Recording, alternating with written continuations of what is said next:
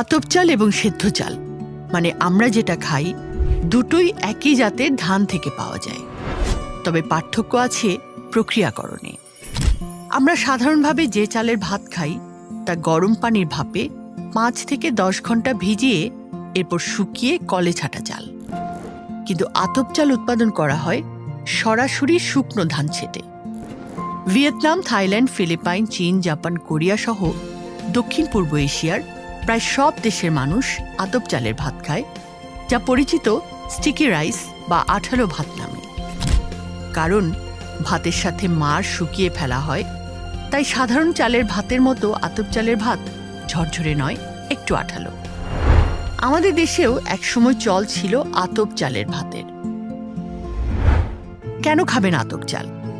সময়, খরচ এবং পুষ্টি আতপ চাল বাঁচিয়ে দেয় এর সবগুলোই। সাধারণ চাল প্রস্তুতের সময় ধান সেদ্ধ পানি ফেলে দেয়া হয়, পানির সাথে বেরিয়ে যায় পুষ্টিগুণের বেশ খানিকটা, বাকি পুষ্টি বেরিয়ে যায় ভাতের মাড়ের সাথে। তাছাড়া চাল সেদ্ধ করার জন্য শ্রমিক, চুল্লি বা চুলা, লাকড়ি বা জ্বালানি এবং এরপর ধান শুকানোর জন্য চাতাল বাড়তি পরিবহন। আপনিই ভেবে দেখুন পুরো প্রক্রিয়াটাতে কত বেশি কর্মঘণ্টা এবং বাড়তি ব্যয় করতে হচ্ছে। সরকারি হিসাব অনুযায়ী দেশে বছরে চাল লাগে প্রায় 3.5 কোটি টন। কাজেই সব খরচ মিটিয়ে ধান থেকে সেদ্ধ চাল প্রস্তুতে প্রতি কেজিতে যদি অতিরিক্ত 3 টাকা লাগে, তাহলে 3.5 কোটি টন চালের জন্য বাড়তি ব্যয় করতে হচ্ছে প্রায় 10,000 কোটি টাকা।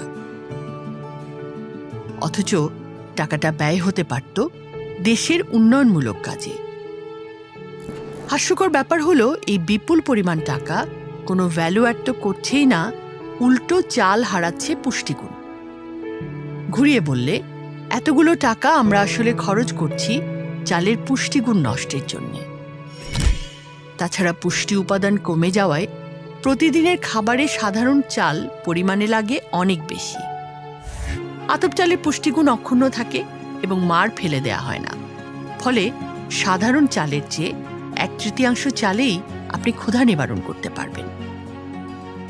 আতপ চালের ভাত সাধারণ ভাতের চেয়ে সুস্বাদু, তাই অনেক ধরনের সবজি বা তরকারি ছাড়াই এমনকি সামান্য একটু লবণ দিয়ে আপনি খেতে পারবেন। পরিপূর্ণ পুষ্টি পেতে ভাত রান্নার সময় মাড় না ফেলে ভাতের সাথে শুকিয়ে ফেলুন, কারণ মাড় ফেলে ভাত খাওয়া আর আখের রস ফেলে ছোবড়া খাওয়া একই রকম। অল্প ভাতে অধিক পুষ্টি।